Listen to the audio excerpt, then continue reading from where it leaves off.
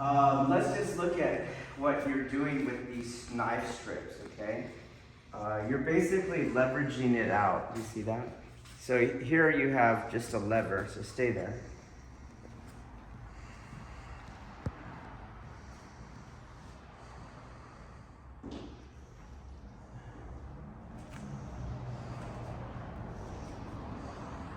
You didn't have to stay exactly like that. Okay. All right. So it's just a lever, which is like, think of it as a rigid stick, okay? A rigid line, all right? And there's weak points in the grip, the pinky and the thumb, okay? So every time you can always pry these out. You see how it's prying on your pinky? So the fulcrum is going to be on the other side of your hand. And that lever is pressing on that part there where I'm touching, okay? And then I'm using the length of the lever to pry out the pinky. So as you close your fingers, I just pry that out. You see that? And you can go either way. So I'll use this side now of your hand, this part where the stick is touching your hand, and I can now pry out that lever out the thumb. You got it? Okay, so if your fulcrum moves, you will have less force as you're using the same lever. So see how I'm keeping your hand still, okay? If you turn your hand, you'll see that it's not going to work until now your joints have taken out the ability for your hand to rotate, and now I get that fulcrum again, and now it'll come out, okay? And following the lever laws, if you have a shorter lever, there's going to be less force I can generate in the prying. It's not that it can't be done, but it's nowhere near having a longer lever. Okay? Do you guys see that? Okay, so you have to understand these principles. Try to keep the fulcrum still. Don't let it move. And try to use the length of the lever as much as possible. Okay? Now, to show how important the stabilization of the fulcrum is, you can see that as you turn your hand, and it's not till the joints no longer articulate that the fulcrum activates, right? Okay, but if you move your body around, you can see, I would follow the path. Yeah, follow the path, you see? And then it might not ever come out.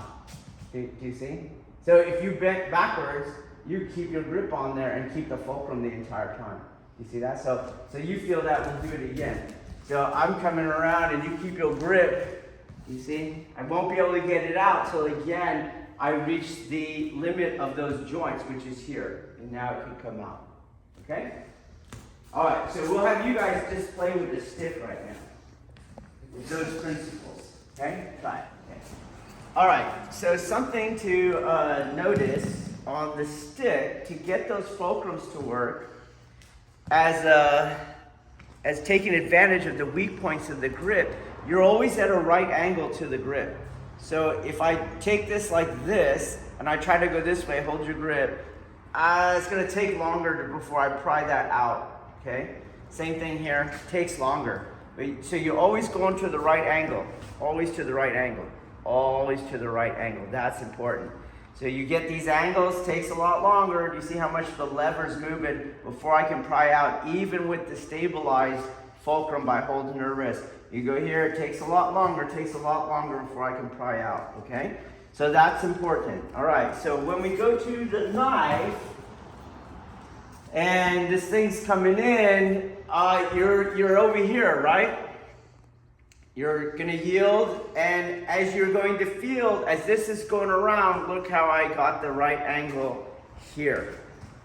Okay, and so camera, move around so you can see that. Okay, so we were here, and as I start to turn and rotate around this cross, I now establish the cross on the knife, and I'm at that right angle. Okay?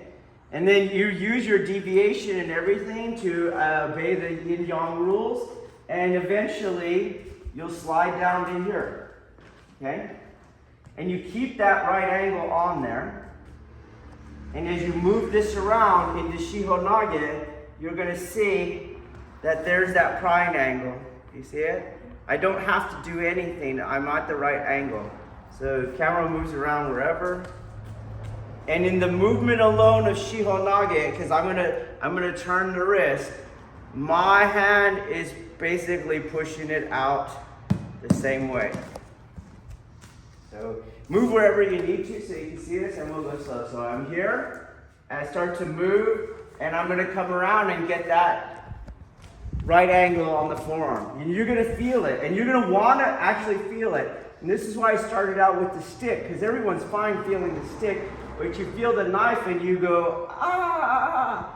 But the cutting portion is all your concern, and more importantly, the drawing of the cutting portion. Okay, so even the cutting portion not drawing is not going to bite you like you think it is, okay? But when you're definitely here, this is, you want to feel that. I want to feel that because I know now you can't catch me, okay? And I come around. In the technique, you'll work your way down to the wrist. And now in the movement alone of Shihonage, you're going to use that right angle to pry that thing out. So that knife should pry out, boom, right at the center line of your body, okay? In this technique, you can do this stuff, right? You're over here, you'll do like a Ura version, it'll pry out over there, okay? But in this technique, I want you to make sure that you're not prying it here, okay? Nor after over here. It should pry out at the hands in the Gedan position.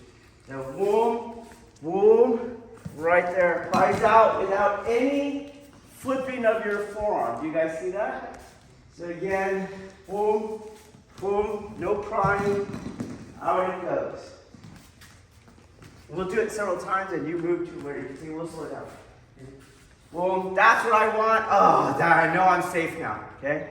Boom, boom, out it goes. Boom, boom.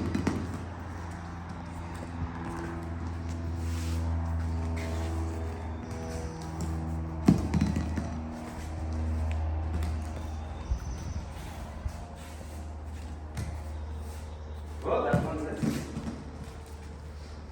I wasn't at the right angle as I needed to be.